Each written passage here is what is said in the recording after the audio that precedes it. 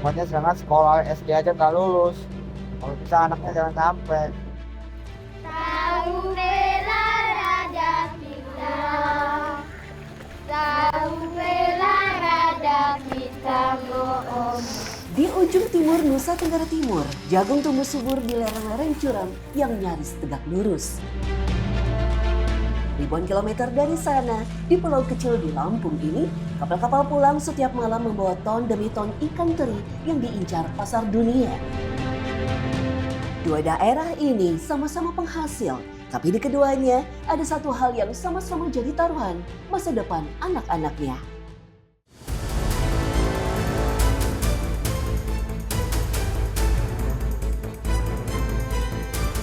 Desa Nataute ada di ujung timur Kabupaten Nagekeo, persis berbatasan dengan Kabupaten Ende. Dari 18 desa di Kecamatan Nangaroro, Nataute jadi yang paling sulit dijangkau, terutama Dusun Malasera yang sampai sekarang cuma bisa ditempuh lewat jalan setapak. Data terbaru Badan Pusat Statistik mencatat, angka kemiskinan NTT sudah turun ke 17,5%. Tapi angka ini masih menempatkan NTT sebagai salah satu dari 6 provinsi dengan kemiskinan tertinggi di Indonesia. Dan Nataute jadi salah satu potret nyatanya. Jalan aspal terakhir yang saya lewati ternyata masuk wilayah Kabupaten Ende, bukan Nagekeo. Setelah itu, saya bertemu rombongan ibu-ibu yang baru pulang dari pasar mingguan. Goreti dan saudara-saudaranya sudah terbiasa jalan kaki puluhan kilometer setiap hari ke pasar. Dan saya ikut bergabung supaya tidak tersesat.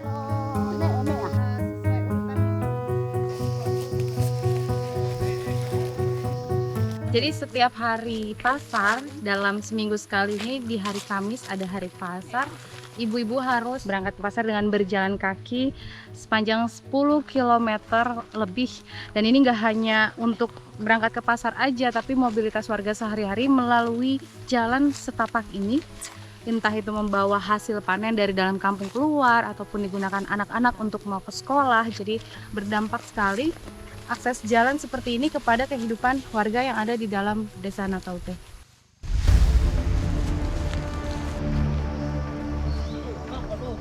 Di tengah perjalanan, ada sungai Malasera yang harus kami seberangi. Tak ada jembatan, hanya sungai lebar yang membentang. Beruntung, hari itu cuaca cerah. Belutnya besar-besar nggak? Kira-kira berapa kilo lagi kita sampai ke rumah? Tidak sampai 1 kilo. Ini udah dekat berarti ya, sudah dekat. Nah, Mama kalau pergi ke pasar memang biasa jalan kaki kayak gitu? Jalan kaki. Jalan kaki? Ya bolak-balik jalan kaki. Memang nggak ada jalan untuk bisa pakai kendaraan gitu mah kalau mau ke pasar? Tidak ada. Kalau kami turun, pikul dengan kelapa, junjung. Pokoknya segala macam barang yang kami perlu menjual harus junjung, pakai tenaga. Kalau ada kuda, muat dengan kuda. Kalau air lewat, kami bisa jalan.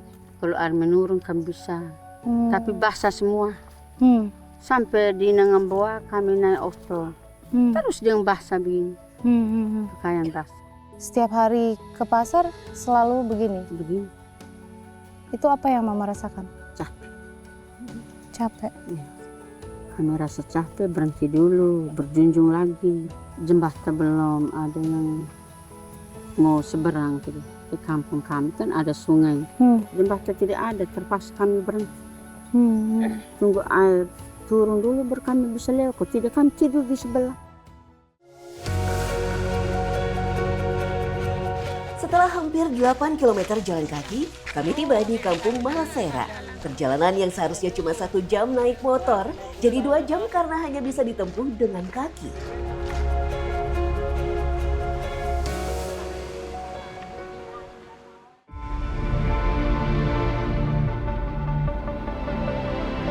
Kabupaten Nagekeo dikenal sebagai salah satu sentra jagung NTT. Tahun ini harga pembelian jagung dari pemerintah bahkan naik jadi Rp5.500 per kilogram untuk mendukung program swasembada pangan. Tapi kenaikan itu belum tentu sampai ke petani di pelosok seperti Nataute karena ongkos angkut dan jarak yang jauh lebih menentukan harga jual mereka. Kebun jagung yang ada di sini berada di tanah yang sangat curam. Bahkan bisa dibilang di bawah sana itu jurang. Jadi ini kalau dilihat harus ekstra hati-hati, apalagi buat saya yang nggak terbiasa ada di kebun securam ini. Jagung di sini ditanam tanpa pupuk di ketinggian hampir 1.800 meter di atas permukaan laut. Kemiringan lerengnya bisa mendekati tegak lurus. Ini kondisinya sudah mulai turun hujan di kebun, jadi kita harus segera bawa yang tadi kita panen itu untuk dikupas di atas. Ayo, Mama, jalan. Silakan. Ya. Ini mah pakai tongkat.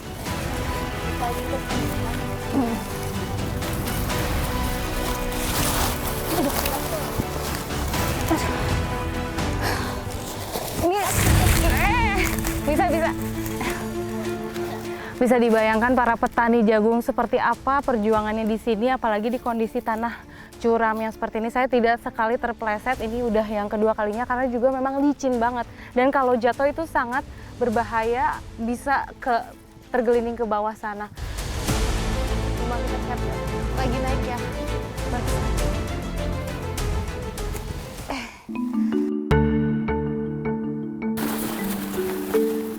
Elis dan keluarganya bisa menghasilkan 30-50 kg jagung sehari, tapi harganya sedang anjlok.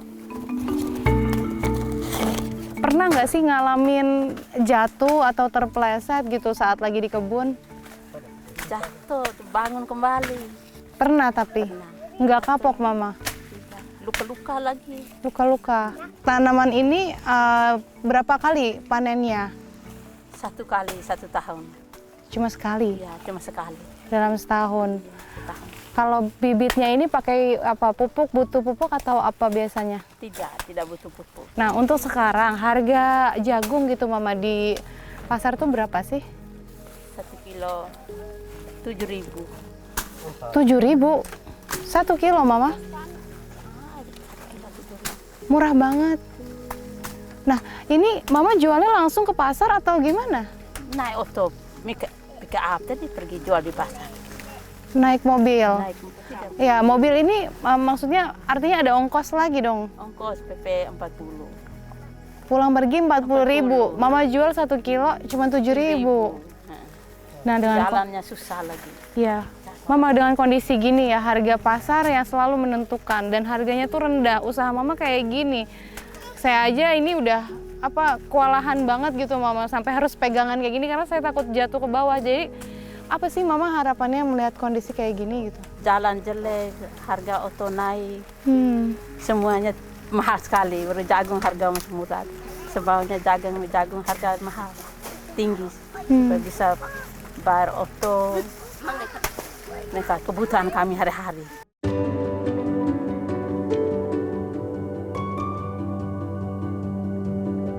Hari itu, Elis dan saudaranya hanya dapat 2 keranjang dan 1 karung jagung. Pak, ini kita mau jual, bisa kah? Bisa. Setelah ditimbang penampung, hasilnya 35 kg, setara Rp245.000 untuk sehari penuh kerja di lereng curam.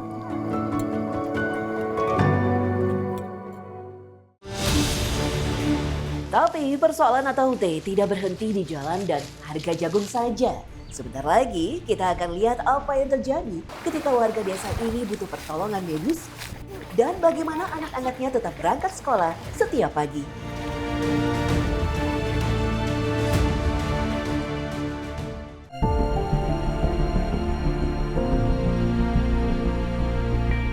Sinta, warga Parubaya ini jatuh sakit dan tak berdaya. Satu-satunya cara membawanya ke puskesmas kecamatan Nangaroro adalah ditandu, bergantian dipikul lebih dari 8 orang.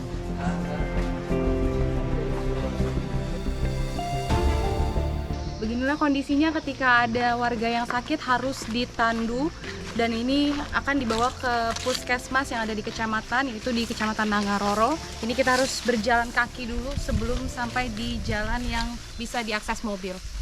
Sini Bang.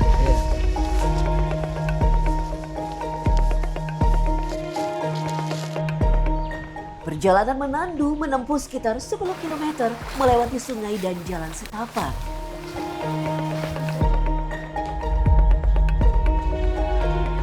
Setelah hampir 1 jam, kami tiba di titik mobil pengangkut bisa masuk. Seharusnya perjalanan ini bisa jauh lebih singkat kalau infrastrukturnya memadai.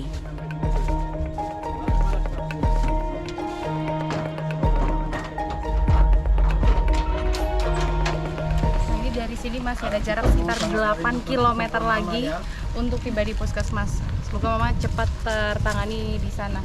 Oke Pak, silakan jalan Pak. Hati-hati ya.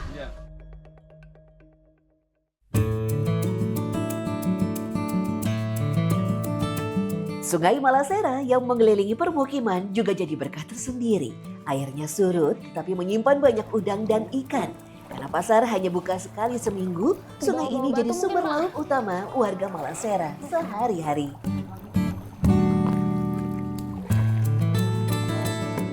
Lepas saya Pak. Dapat. Sudah, Dapat. Ya, dapat. Kalau kata istilah ada udang di balik batu, ini kita melakukan dalam arti sebenarnya. Jadi memang tidak memakai alat pancing apapun, kita menggunakan tangan untuk merogoh supaya dapat ikan atau udang di sungai ini. Kebersamaan dan kekompakan warga dusun Malasera seolah membuat lupa sejenak akan keadaan sehari-hari yang sebetulnya penuh ironi. Hasil tangkapan hari ini ternyata lebih dari yang diperkirakan.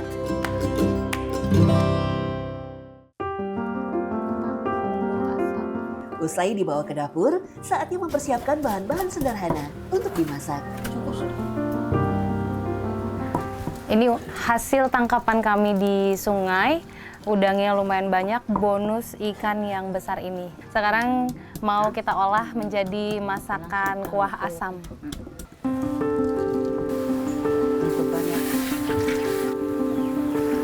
Semua bahan yang biasa digunakan masak oleh ibu-ibu di sini merupakan segala hal yang ada di kebun atau hasil alam yang bisa diolah. Kondisi seperti ini sudah dianggap biasa karena memang warga Malasera terisolir dari dunia luar.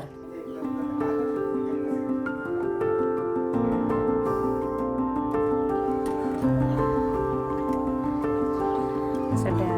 Selamat makan. Mama ini biasa mengolah kuah asam seperti ini. Biasa. Ya, biasa. Mama? Kan pakai daun asam yang daun. Ada duri itu. Lebih enak nih. Kalau pasar jauh, bawang putih, bawang merah tidak ada, kan pakai daun-daun di hutan itu.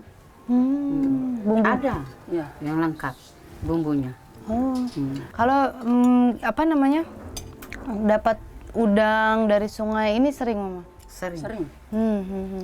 Nah, emang kenapa kalau masalahnya, maksudnya kalau beli lauk lain atau apa, kenapa? Kalau kami uang tidak ada, kami pergi cari di kali. Cari di kali saja. Udang, kepiting, belut, ikan. Cari sendiri. 1-2 ekor pulang, masak untuk lauk. Kami manfaatkan. Makan itu apa adanya.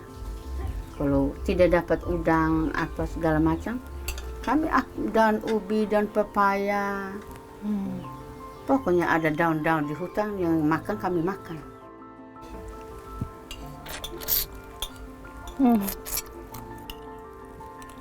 Yang lain juga kepingin.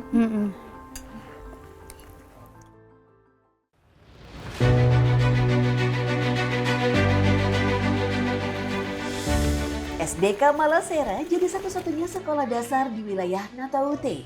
Dan satu-satunya jembatan menuju sekolah ini ternyata dianggarkan oleh Kabupaten Ende, bukan Nagekeo, tempat desa ini sebenarnya berada.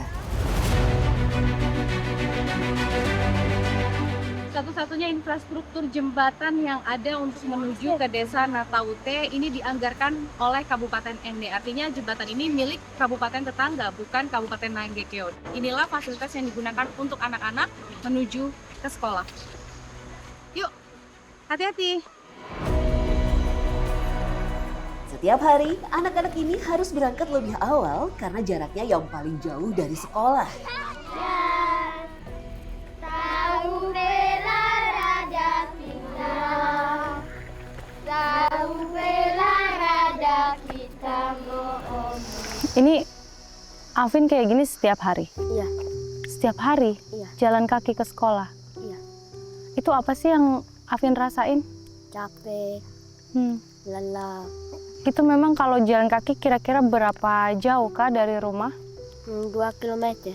Kakak boleh nggak tahu ceritanya Alvin kalau ke sekolah itu gimana setiap harinya? Setiap hari kami berangkat sekolah jam 6 pagi dan sampai sekolah jam 7. Habis itu kami itu seberang sungai dengan itu jalan kaki dari sana jauh. Tapi kalau sekarang jembatannya kira-kira gimana menurut Alvin? Bahaya nggak? Karena kan ini apa, jembatan gantung, jembatan kayu ya. Kalau dilewatin bareng teman-teman kadang suka bercanda-bercanda, jembatannya jadi bergoyang. Itu gimana menurut Alvin?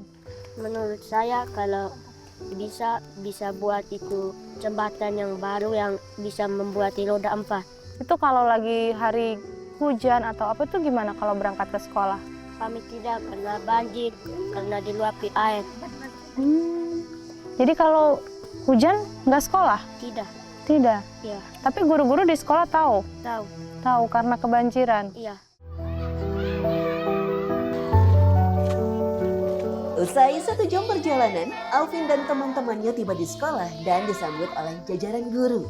Para guru memahami dan memberi toleransi bagi murid yang memiliki tempat tinggal jauh dari sekolah untuk beristirahat sejenak sebelum mulai belajar di dalam kelas.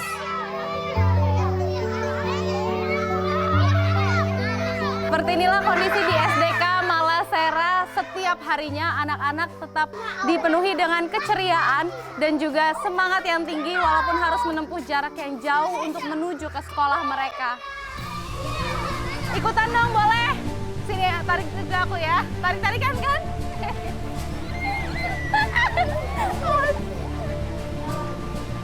Sungguh semangat yang patut dibanggakan dari anak-anak di pelosok negeri. Meski dihadapkan dengan segala keterbatasan, tetapi mereka malah menunjukkan sikap pantang menyerah dalam mengemban pendidikan. Kira-kira bagaimana cuaca kita hari ini? Mendung.